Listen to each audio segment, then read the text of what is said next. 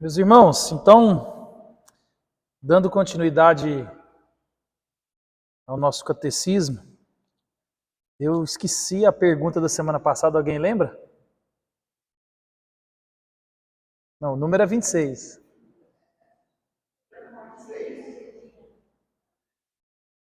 O que a morte de Cristo redime? É isso? É. Então, na semana passada nós olhamos para aquilo que a morte de Cristo redime, né? E aí nós vimos que a morte de Cristo, ela redime todas as coisas. Agora a pergunta 27, nós já falamos sobre isso, mas é sempre bom estar lembrando, que a gente às vezes esquece. São doutrinas tão simples, mas são extremamente fundamentais para a nossa fé. A pergunta 27, ela vai perguntar assim, ó. Assim como todas as pessoas estavam perdidas por meio de Adão, todas elas são salvas por intermédio de Cristo? E aí, o que vocês acham? Em Adão, todo mundo se perdeu. Em Cristo, todo mundo é salvo? Sim?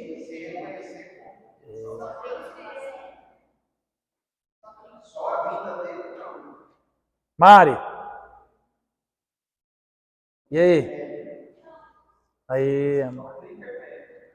Vou perguntar de novo, hein? Ó, estranho que não pode ter dúvida não, gente. Não sei. Não, mas a pergunta está clara.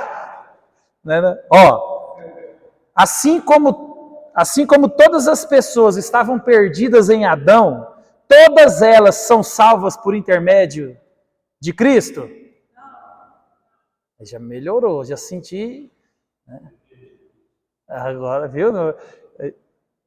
Então, se a gente falar no impulso aí, a gente coloca todo mundo no céu, né? Não é verdade? Meus irmãos, então a pergunta é justamente se a morte de Cristo salva todas as pessoas. Quem é que acha que a morte de Cristo salva todas as pessoas?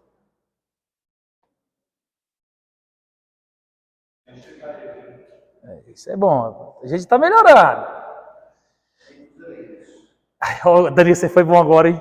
Ele falou uma palavra que quase ninguém gosta de falar. Só os eleitos. Quando fala em eleição, quando fala eleição, quando fala predestinação, a igreja, né? A igreja fica... Mas o texto que eu li na abertura foi proposital. Né? Nos predestinou. É bíblico a palavra. E se você for em todas as versões, eles vão usar a mesma palavra. Né? Então, a predestinação não é uma doutrina que João Calvino ele inventou. Não, ele só sistematizou aquilo que a Bíblia disse. Né? E as pessoas, às vezes, tendem a achar que essa é uma doutrina antibíblica, né? A doutrina da predestinação. Mas o fato, meus irmãos,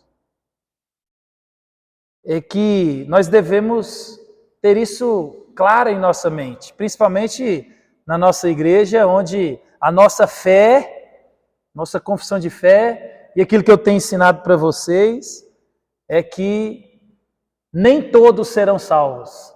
Eu acho que isso é ponto pacífico, né? Ou alguém pensa diferente? Todo mundo vai ser salvo? Isso é bom. Olha o que Romanos 5,17 vai dizer assim, ó. Se pela ofensa de um e por meio de um só reinou a morte, que no caso Adão, muito mais os que recebem a abundância da graça e o dom da justiça reinarão em vida por meio de um só, a saber, Jesus Cristo. É interessante, eu estava pensando nisso hoje, quando nós observamos quase, não vou dizer todas porque é muita gente, né? Mas muitas pessoas olham para Deus como a figura do Salvador. Deus como a figura do Todo-Poderoso, a figura daquele que está acima de tudo. Deus é a figura do Criador. né? Muitos também, sendo mais específico, olham para Cristo e veem nele a figura do Salvador, né? A gente vê isso no nosso país, como ele é muito cristianizado, né? Ainda tem resquícios disso ainda, né? Essa geração que tem se levantado é uma geração não cristianizada. Mas a nossa geração, que nasceu ali até a década de 90, é uma geração que foi criada basicamente dentro dos moldes e do pensamento cristão. Independente se são católicos ou protestantes. Havia, né, mais claramente na educação do povo os valores cristãos. Então, é muito fácil a gente olhar para a figura de Deus como um Deus todo-poderoso e a figura de Cristo como um Salvador. É muito comum isso na nossa nação, principalmente as pessoas de mais idade. E é interessante que quando a gente vai falar sobre salvação, sobre essas coisas que envolvem o fim dos tempos, muita gente não negaria que Jesus é o Salvador do mundo. E talvez esse é um dos problemas das pessoas. É porque elas estão igual papagaio. Elas repetem: Deus, Jesus salva, Jesus é o caminho, mas elas não entendem o que elas estão falando, elas só estão repetindo, né? Aí a gente ficou vendo a campanha, né? 4 anos, conhecereis a verdade e a verdade vos libertará. E de um jeito diferente, né? A verdade não é a verdade, não é a coisa verdadeira. A verdade que a Bíblia está mostrando é Jesus, né? E a intenção do presidente não era falar de Jesus, era falar que era mentira o que estava acontecendo, a gente precisava de conhecer a verdade da história por trás disso. Então a gente observa que pega o texto bíblico e eu não posso sacrificar ele porque ele não é um cristão, né? Ele não é alguém que é estudioso da palavra, mas nós somos. Mas você vê que é disseminado isso, e é muito ponto pacífico no meio do Brasil hoje. E muitos, se a gente fosse conversar, eles não negariam o fato de que nem todos serão salvos. Até quem não é crente, até quem não é católico, até quem não tem religião nenhuma. Se você for conversar, ele numa simples olhada no cenário mundial, né? Ele vai testificar que não, tem muita maldade, tem gente como fulano, ciclano, ou quem faz isso ou quem faz aquilo. Não, isso é perdição. Ele nem entende, ele nem consegue explicar de fato, mas o fato é que talvez é ponto pacífico na grande maioria esmagadora das pessoas, que nem todos vão para o céu, né? Contudo, meus irmãos, quando nós olhamos para as Escrituras, nós vemos que o nosso Deus, ele tem um povo exclusivo, um povo que ele elegeu para ele, um povo que ele formou para ele. E é interessante que, com relação a essas coisas dentro da igreja, e é isso que eu acho interessante, é dentro da igreja que há uma insatisfação sobre essas coisas, é dentro da igreja que há uma discussão sobre essas coisas, né? É dentro da igreja que a gente vai discutir. Não, todo mundo vai ser salvo. Não, só quem recebe a Cristo que vai ser salvo. Então, é interessante. Ninguém vê isso numa mesa de bar. Você não vai chegar numa mesa de um bar e os 2 camaradas estão lá com um copo de cerveja, comendo um torresmo e falando assim: então, eu acho que muitos serão salvos, ou não, eu acho que Deus tem um povo. Você não vê esse tipo de discussão. É mais uma discussão dentro da igreja. E quando a gente vai falar sobre isso, né, que Deus tem um povo, que Deus tem seus eleitos, que Deus tem os seus, a gente tem uma grande parte do evangelho protestante dividido, né?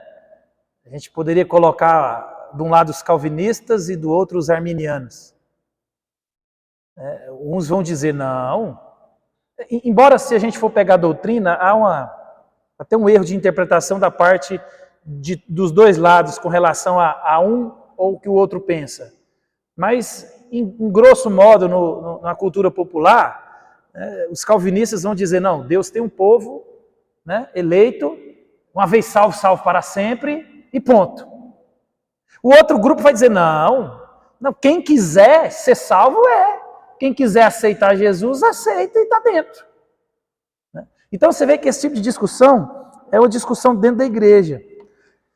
E graças a Deus por isso, né? Graças a Deus por isso. Embora a gente tenha visto aí pessoas que nem conhecem a Bíblia, nem participam da fé, tentando atualizar a Bíblia, tentando corrigir a igreja, como é que prega, como é que faz, né? A gente tem assistido essas coisas aí. Mas, meus irmãos, todos nós sabemos que muitos serão condenados. Isso é ponto pacífico, como eu já disse. Ninguém vai discutir. Ninguém vai discutir. O próprio Jesus, ele vai dizer para nós assim, ó, nem todo o que me diz Senhor, Senhor, entrará no reino dos céus, mas aquele que faz a vontade do Pai. Então, é restrito.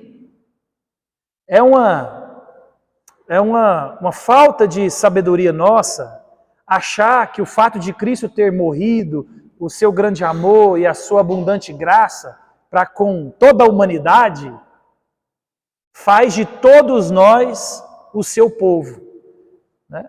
A Bíblia vai dizer que existe os filhos, o povo de Deus, né? E tem os filhos da desobediência, os filhos da ira, os filhos da mentira, os filhos do diabo. Só que ninguém quer ficar, né, na ala dos filhos do diabo. Não pega bem. Né? Todo mundo quer ter o pai como Deus. Mas isso é uma realidade, meus irmãos. Ninguém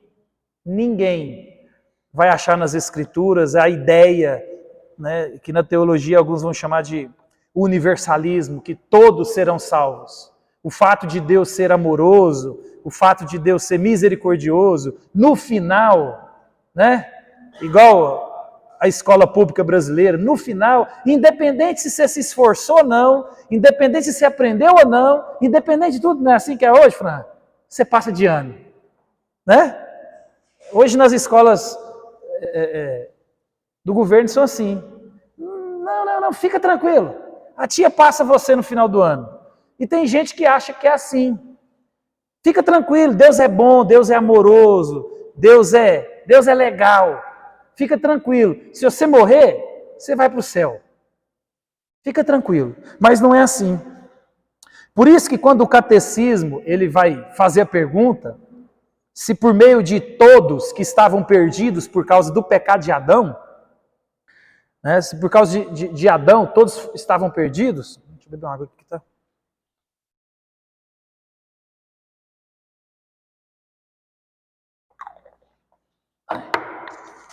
Se por meio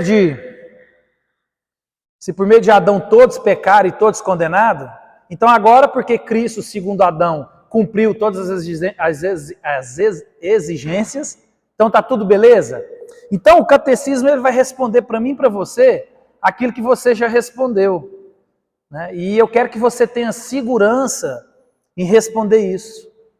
Então eu vou ler a pergunta e a gente responde. Ó.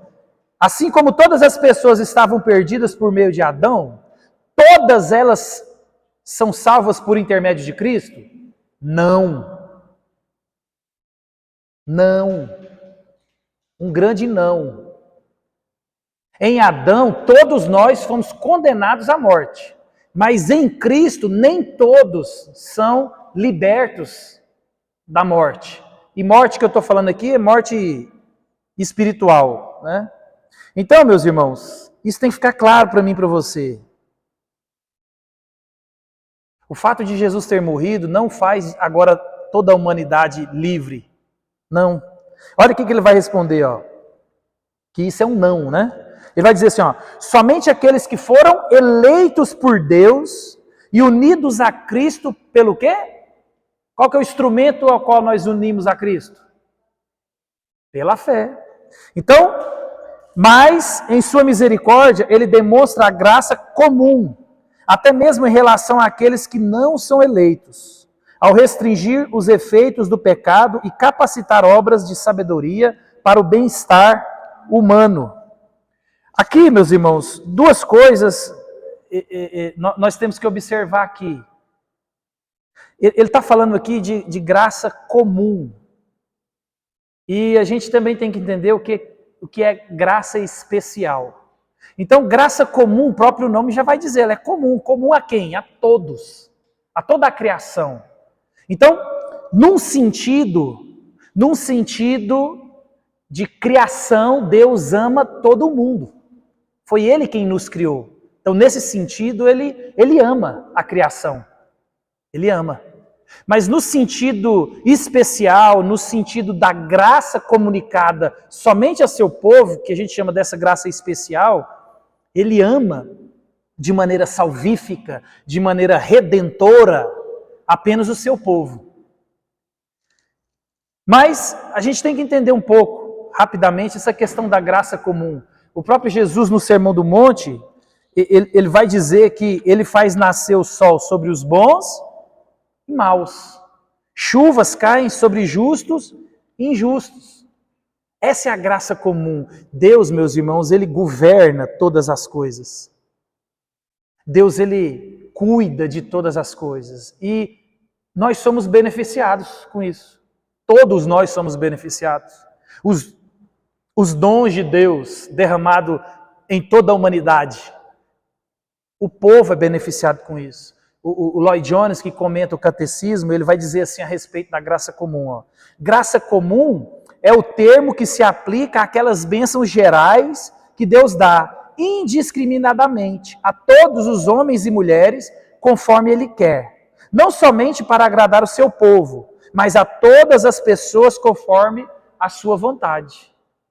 Então, meus irmãos, a graça comum Deus estende a todos. Uns mais, outros menos. Mas Deus, Ele estende a todos. Essa graça comum é o favor, é o cuidado de Deus com a criação, com tudo que Ele criou. Né? Então, Deus Ele vem nos sustentando, Ele vem nos livrando, Ele vem abençoando, Ele vem distribuindo ao longo de toda a humanidade dons, habilidades, para que o plano dele siga em ordem, para que o caminho siga na melhor trajetória possível. Por isso que nós vemos pessoas, principalmente na área da ciência, da tecnologia, né, as grandes mentes pensantes hoje são ateus. Mas Deus deu a eles essa capacidade de descobrir coisas. Bons médicos, né, os artistas, né? É interessantíssimo. Eu agora fui enganado, ludibriado pelo dorama. É dorama que chama? Nossa, caí no conto do dorama. Não assistam, senão vocês vão ser encantados pelo dorama. Mas é interessante, eu estava percebendo a graça comum de Deus comunicar uma arte onde alguém consegue comunicar uma vida bem vivida da sociedade. A cultura japonesa, não, ela é coreana, né? A cultura coreana é uma cultura oriental, é a cultura mais próxima ali, né, do Oriente. Está mais próxima do ensino e da cultura bíblica. É interessantíssimo como eles, num aspecto natural, eles vivem bem. Eles têm um respeito pelo próximo, eles têm um cuidado com a criação, eles têm coisas que o próprio Deus comunica com todos nós, mas parece que o lado de cá do Ocidente esqueceu. Eles têm um senso maior de coletividade. E isso é dado por Deus. Isso é dado por Deus. Deus tem sustentado toda a criação com essa dinâmica. Por isso que independente se a pessoa bate na esposa, mas é um excelente professor, né? Às vezes ele é um promíscuo, ou ela é uma promíscua, mas é uma grande cientista. Independente do que ela faz na questão moral, mas é um excelente artista, um excelente profissional, alguém capaz de abençoar as pessoas com o dom que Deus deu através da graça comum. Deus distribuiu dons aos homens. Então, meus irmãos, Deus ele está cuidando das coisas. Deus, Hebreus vai dizer que ele organiza tudo pela palavra do seu poder. Nada foge ao controle de Deus. E para que tudo ocorra nos mínimos detalhes, Deus tem um plano, onde todo mundo participa desse plano. Se você vê Isaías, quando ele fala, levantei Ciro. Então, ele levanta Ciro, um rei ímpio, para participar do plano dele de libertação do seu povo. Então, a gente vê isso durante a história, né? Mas nós vemos a graça especial, e é essa que nós temos que nos concentrar. Essa graça especial que nos dá a certeza de que nem todos serão salvos. Essa graça especial que Deus deu apenas a alguns, aqueles que Ele elegeu antes da fundação do mundo. E não adianta você perguntar e nem adianta você questionar o porquê Deus fez assim, porque a única resposta que você vai encontrar no próprio texto de Efésios é para o louvor da sua graça, da sua glória. Ele é Deus. Ele fez o que Ele achou que Ele tinha que fazer. Talvez as pessoas não gostem disso, né? Tem gente que acha que Deus tinha que levar ele e todo mundo para a casa dele, sendo que Ele mesmo não leva ninguém, ou leva só quem Ele gosta. Mas a gente gosta de achar que Deus é obrigado a salvar todo mundo, a gente acha que Deus é obrigado a curar todo mundo, a fazer por todo mundo, e nós mesmos, a gente escolhe. Ninguém vai na sua casa que não seja por seu convite. Ninguém tem liberdade para entrar na sua casa e você nem aceita. Mas a gente acha que no céu é diferente. O fato de Deus ser Deus, ele tem que engolir todo mundo, independente de quem seja, e isso não é verdade. Por isso que Deus tem um povo. E Paulo vai nos dizer em Efésios, onde nós lemos, que esse povo ele escolheu antes da fundação do mundo. Esse povo ele escolheu, meus irmãos, e esse povo ele dispensa a graça salvadora, a graça do Evangelho, a graça onde Deus dá a você a capacidade de entender o Evangelho. Porque quantas pessoas que você conhece, que você fala em céu, inferno, em salvação, em pecado, arrependimento, e ele despreza, não entende. É porque a graça de Cristo, a salvação, o Espírito de Deus não o convenceu ainda. Então essa graça ela é destinada a alguns. E essa graça, ela não depende de mim. Ela não depende de você. E ainda bem por isso. Porque se eu pudesse salvar quem eu queria, com certeza alguns eu não ia querer salvar. Eu sou pecador, meu irmão, né? Com certeza tem alguém na sua cabeça que você fala assim, eu não queria ele no céu comigo. Se dependesse de mim, ele não ia. Por isso que a salvação é uma obra única e exclusiva de Deus. O que você faz para ser salvo? Nada. É por isso que o Evangelho nos constrange. Porque você não faz nada. É totalmente a graça. Até a fé é Deus quem te dá. Então por isso que ele disse assim, ó, assim nos escolheu nele antes da fundação do mundo para sermos santos e irrepreensíveis. As pessoas têm aquela ideia, não, isso aí então quer dizer que se está salvo, então eu posso viver do jeito que quero. Não! Olha o que o texto está dizendo. Nós fomos salvos, escolhidos antes da fundação do mundo para sermos santos e irrepreensíveis. Se alguém diz que é salvo e ele não é santo, não vive em santidade e ele é repreensível, se ele tem uma vida torta, isso é a evidência que ele não tem o Espírito, ele não foi salvo. Por mais que ele possa achar que, não, estou tranquilo, não é assim que a doutrina diz, não é assim que a Bíblia diz. Aqueles que foram selados pelo Espírito de Deus, eles mostram evidente os frutos do Espírito. Do mesmo jeito que eu e você temos o fruto da carne, e é evidente, nós também temos o fruto do Espírito. Então, meus irmãos, Deus tem um povo para si. Deus tem o seu povo. Quem é esse povo? Eu não sei. Eu sei que eu sou desse povo. Amém, glória a Deus que Deus me salvou. Então eu não vou brigar com meu irmão que acha que Deus... Meu irmão, eu estou lutando para mim estar dentro desse povo. Estou crendo, estou firme e creio piamente em Cristo Jesus. O dia que Ele vier eu vou. Tenho certeza. Também creio na minha pecaminosidade, na minha total dependência de Deus e que se eu tirar o foco e o olhar de Deus, eu estou no sal. Então, você tem que entender, meus irmãos, que Deus tem um povo.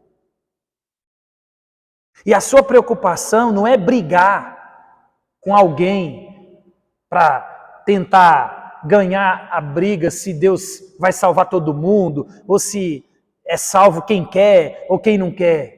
Não.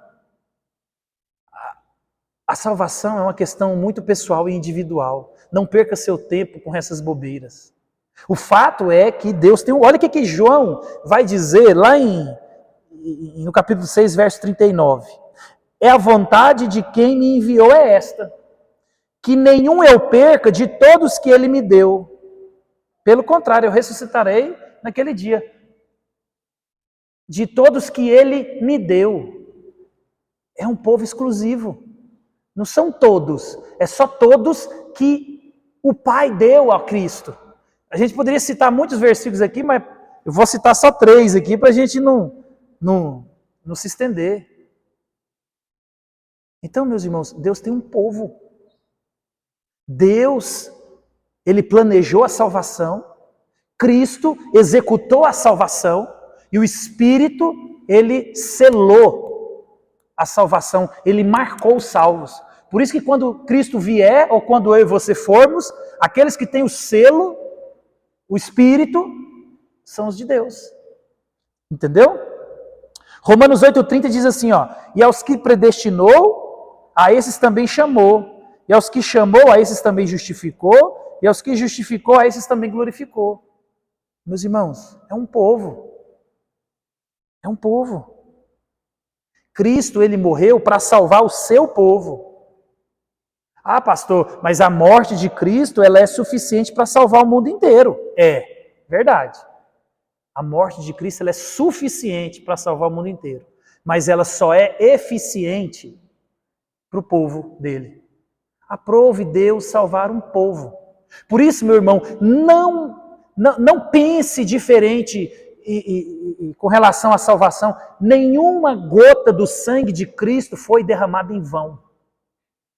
Não pense que Deus morreu pelo Zé e o Zé estragou tudo. Ê, Zé! Né? Derramou o sangue de Cristo em vão. Não! Nenhuma gota do sangue de Cristo, meus irmãos, foi derramada em vão. Nenhuma. Por isso que Deus tem um povo.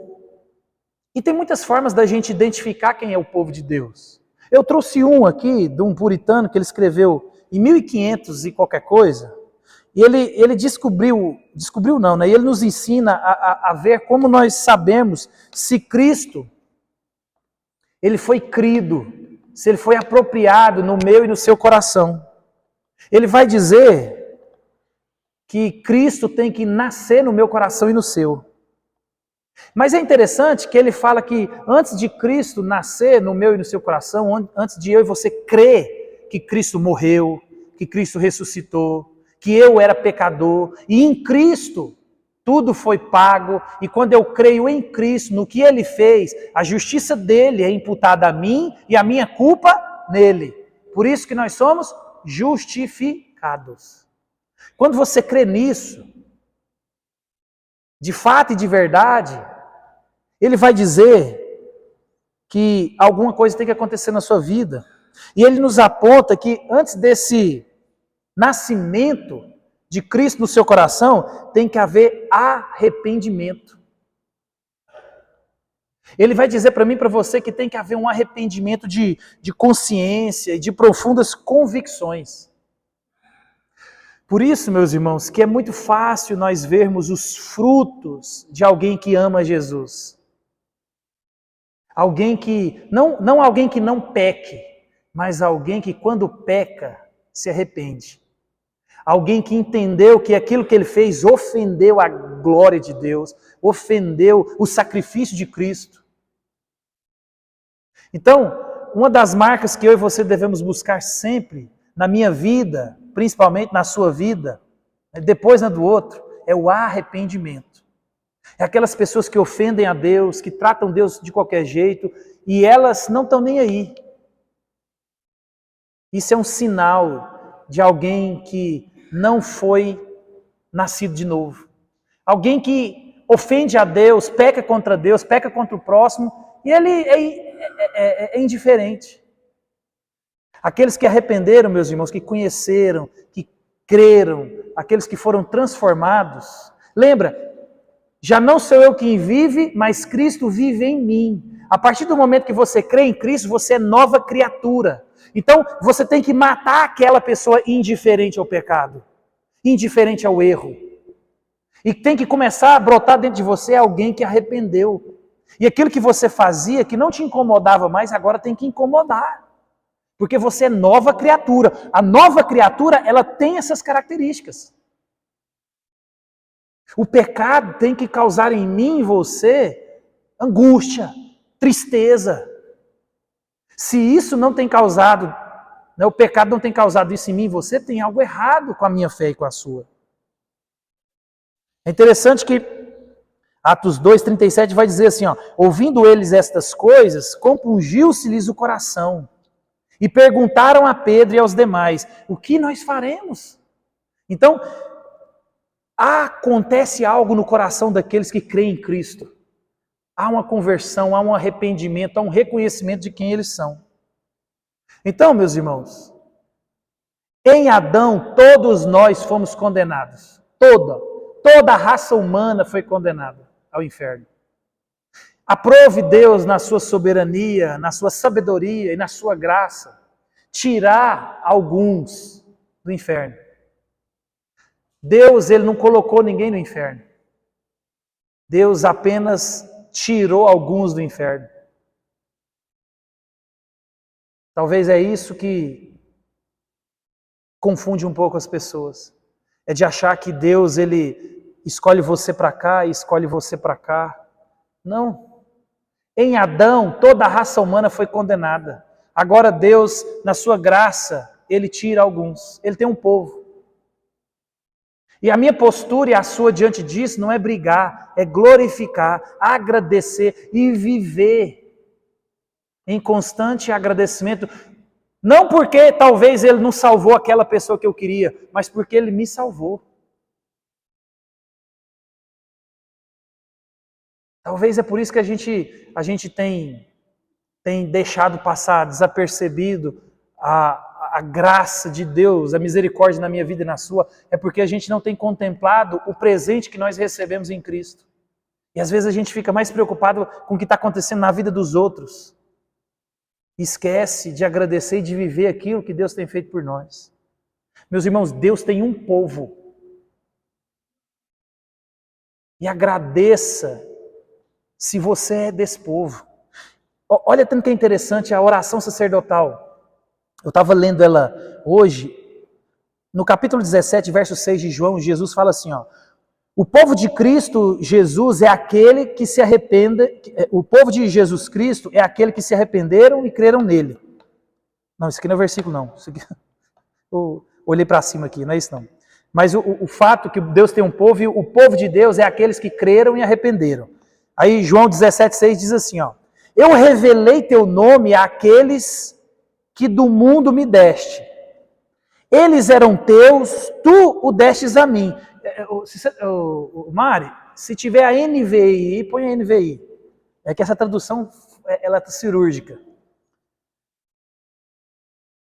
Eu revelei o teu nome àqueles que no mundo me deste. Eles eram teus, tu destes a mim. E eles te têm guardado a tua palavra. Então, observa que aqueles que são povo de Deus têm algumas características, né?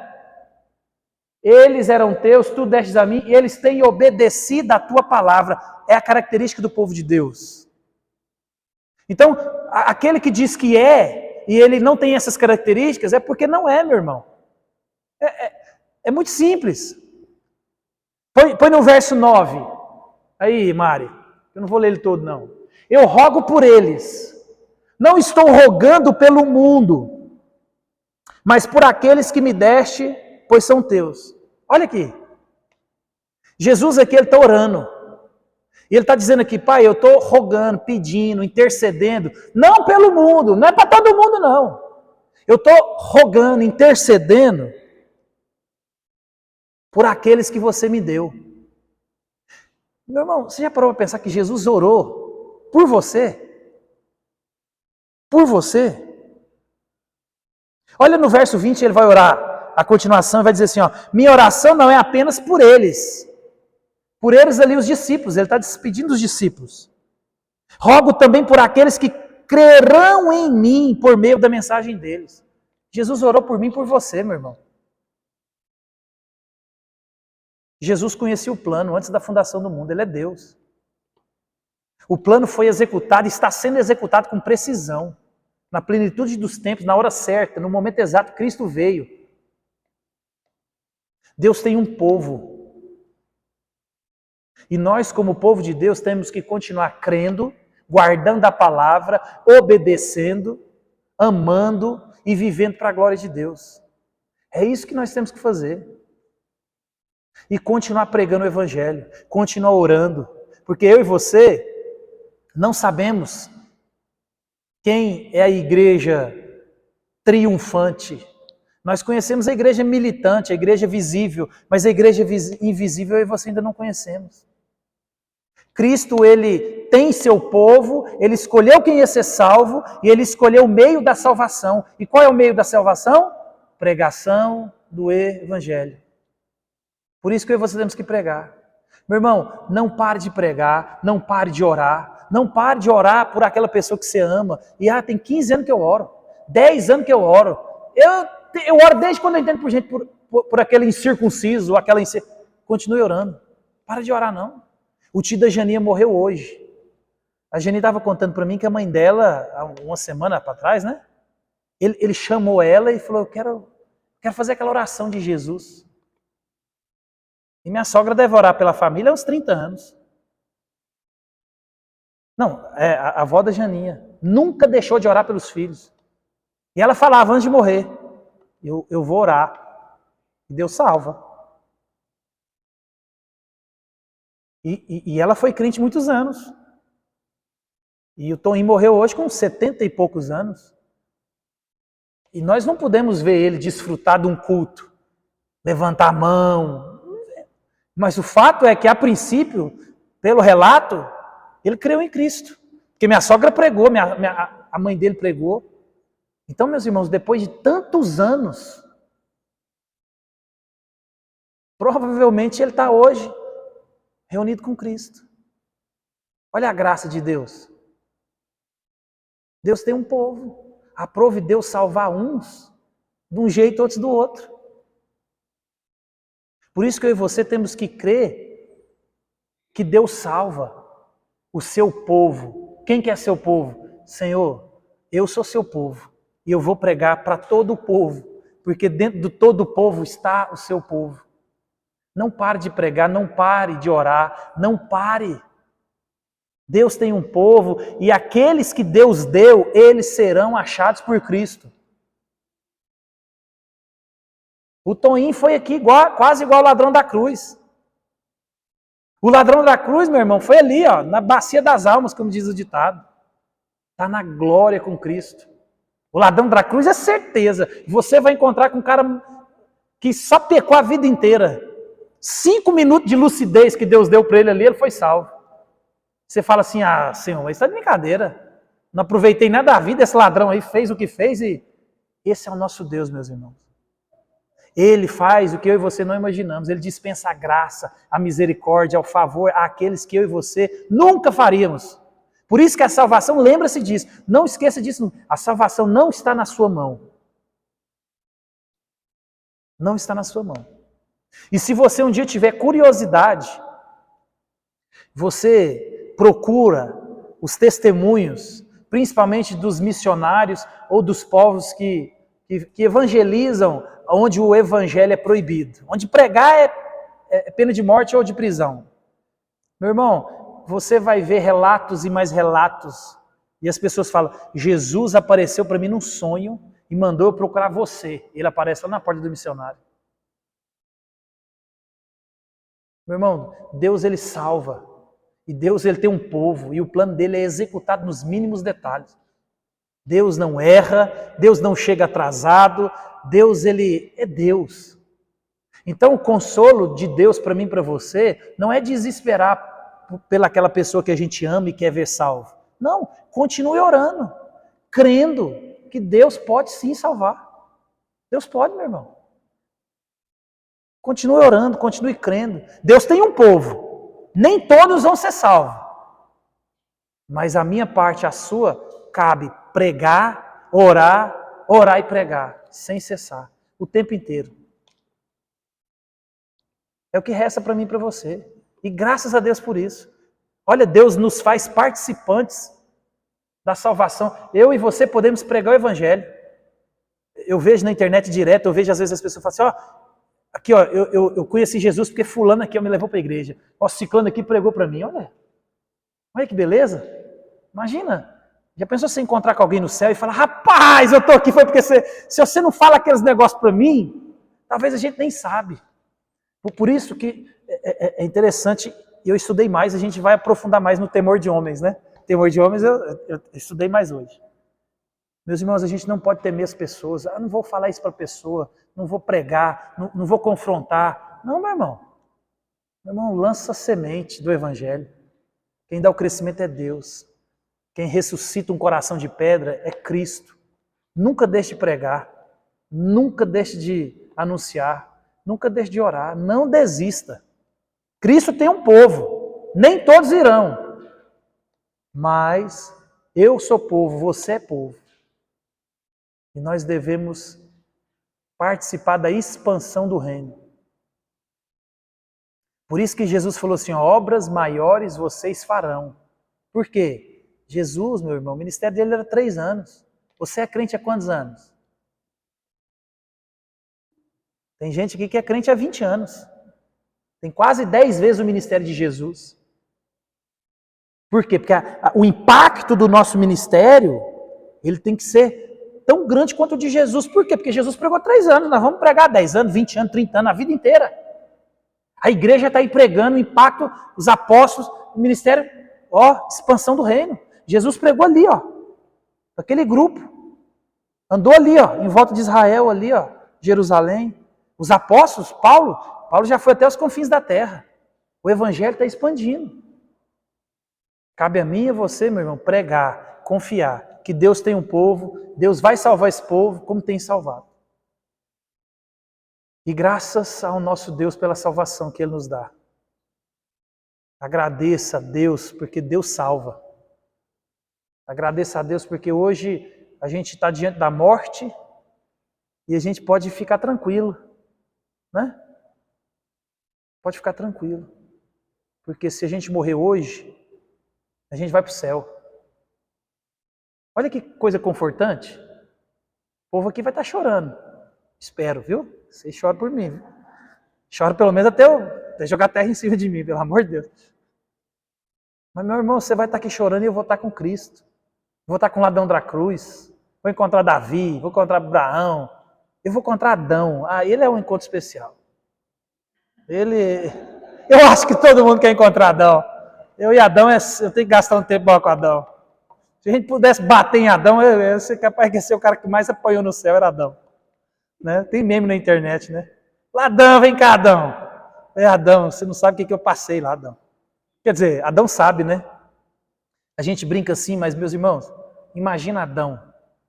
Adão acho que foi o homem que mais sofreu nessa terra. Porque ele andou com Deus. Ele viu a glória de Deus. Ele conversou com Deus. Imagina o camarada sentar no chão e falar assim, olha no que o pecado me transformou, meu orgulho. Perdi a presença de Deus. Mas nós hoje que conhecemos a glória de Deus, meus irmãos, a salvação em Deus, temos que nos alegrar. Porque, ao contrário de Adão,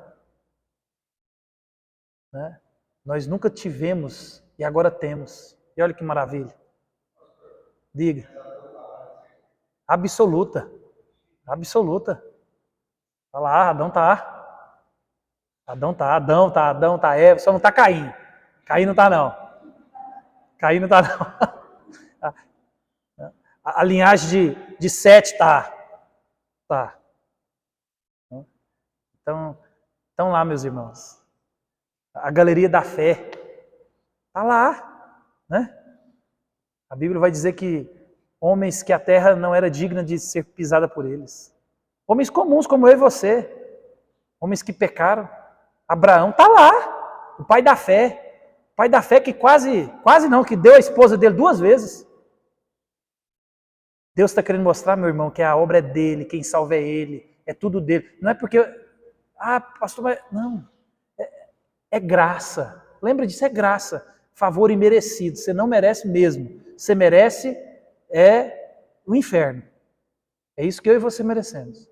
Mas a graça especial, salvífica e redentiva me alcançou e te alcançou. Isso tem que fazer eu e você levantar da cama todo dia, meu irmão, e agradecer a Deus. Porque esse perrengue aqui embaixo vai passar. Esse perrengue vai passar. Pode falar. Eva tá. Deus salvou a família inteira. Deus salvou a...